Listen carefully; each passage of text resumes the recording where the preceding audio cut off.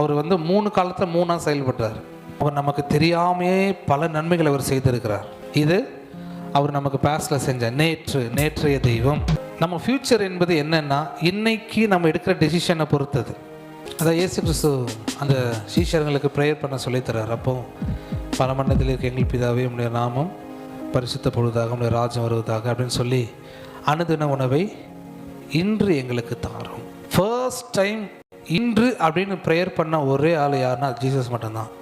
இயேசு கிறிஸ்து பண்ண ஜெபத்தை சொல்லி கொடுத்த ஜெபத்தில் தான் இன்றைக்கு அப்படின்ற ஒரு வார்த்தை வந்துச்சு. அப்படின்னா இயேசு என்ன சொல்ல வராரு, இன்றைக்கு நீ விசுவாசித்தா தேவனுடைய மகிமே, அவ்வளோதான். காட் ஆஃப் டுடே நீ விசுவாச்சேன்னா, இன்னைக்கு நான் உன் கூட தான் இருக்கேன்னு விசுவாச்சேன்னா, நீ எடுக்கிற டெசிஷன் நாளைக்கு உன்னுடைய ஃப்யூச்சர் பியூட்டிஃபுல்லாக மாறிடும். எந்த அளவுக்கு பியூட்டிஃபுல், நான் எக்ஸ்பெக்ட் பண்ணாத அளவுக்கு.